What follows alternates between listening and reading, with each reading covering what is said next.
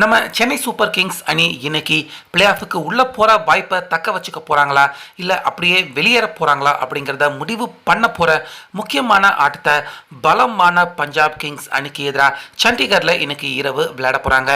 இப்படி இருக்க ஆரம்பத்தில் இருந்து இந்த ஒரு திட்டத்தை எப்படியாவது செயல்படுத்தணும் அப்படின்னு தொடர்ந்து சொதப்பிக்கிட்டே வந்த ருத்ராஜ் அவருக்கு நம்ம தோனி அவர்கள் மிகப்பெரிய உதவியை இந்த மேட்ச்சில் செஞ்சிருக்காரு. ஸோ அதன் காரணமாக தோனி அவர்கள் ஓப்பனிங் இந்த ஆட்டத்தில் இறங்குறதுக்கான வாய்ப்புகள் இருக்கிறதா தெரியுது. ஸோ அதோட சேர்த்து கிட்டத்தட்ட 3 மிகப்பெரிய மாற்றங்கள், 3 பிளேயர்களை அணியில் இருந்து நீக்கிட்டு வேற பிளேயிங் 11 தற்போது பஞ்சாப் அணிக்கு எதிராக இந்த மேட்சுக்காக நம்ம தோனி ருத்ராஜ் 2 பேருமே தேர்வு செஞ்சிருக்காங்க. ஸோ இதில் ஃபர்ஸ்ட் நம்ம தோனி அவர் எப்படி ஓப்பனிங் வந்து இறங்குவார் அப்படின்னு இந்த கேள்வி கண்டிப்பாக பார்க்குற ரசிகர்கள் எல்லாருக்குமே தோணலாம். So MS Dhoni untold story கதையை பார்த்த எல்லாருக்குமே தெரியும். தோனி அவர்கள் ஃபர்ஸ்ட் ஓப்பனிங்காக விளையாண்டு தான் அவர் கிரிக்கெட்டில் வளரவே ஆரம்பித்தார்.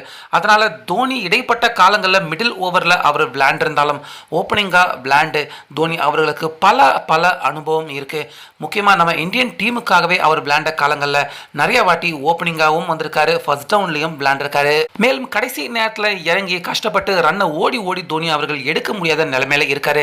ஓப்பனராக வந்துட்டா பவர் பிளேக்கு முன்னாடி ருத்ராஜ் அவர் ரன் சேர்க்கணும் அப்படின்னு தான் ராகுல் திரிபாட்டி அவரை 3 ஆட்டங்கள் நம்பி ருத்ராஜ் அவர் மோசம் போனாரு. ஸோ அந்த வேலையை நம்ம தோனி அவர்கள் ஓப்பனிங்காக இறங்கி முதல் 6 ஓவருக்கு உள்ளேயே ஃபீல்டர்கள் உள்ளே இருப்பாங்க, ஈஸியாக கேப்பில் தோனி அவர்கள் தட்டிவிட்டா போதும், ரன் சர்னு வந்துடும். இதுக்கு பெருசாக தோனி அவர்கள் ஓடவும் தேவையில்லை. அப்படிங்கிறதால தோனி அவர்களை ஓப்பனிங் இறக்கிவிட தற்போது ருத்ராஜ் அதே போல் ஃப்ளமிங் இன்னும் ஓனரான ஸ்ரீனிவாசன் அவர்கள் எல்லாருமே வற்புறுத்தி இந்த முடிவு எடுத்திருக்கிறதா தெரிய வந்திருக்கு. அப்படி நம்ம தோனி அவர் ஓப்பனிங் இறங்கிட்டா ரச்சின் இல்லைனா கான்வே 2 பேரில் யாராவது ஒருத்தர் தோனி அவர்கள் கூட ஓப்பனிங்காக வருவாங்க.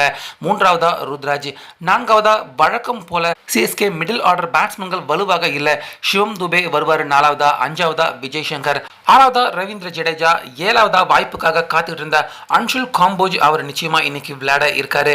8வதா ரவிச்சந்திர அஸ்வின், 9வதா நூர் அகமது, 10வதா கலீத் அகமது, கடைசி பிளேயரா பத்திரனா.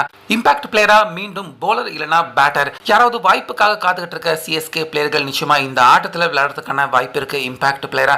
ஸோ ஓவராலா நம்ம தோனி அவரை இன்றைய ஆட்டத்தில் ஓப்பனரா ட்ரை பண்றதுக்கான முடிவு தற்போது ஒருமனதா எல்லாரும் தேர்வு செஞ்சதா தகவல்கள் பார்த்தீங்கன்னா தற்போது இன்னைக்கு காலையில் இருந்து வெளியாயிட்டு இருக்கு.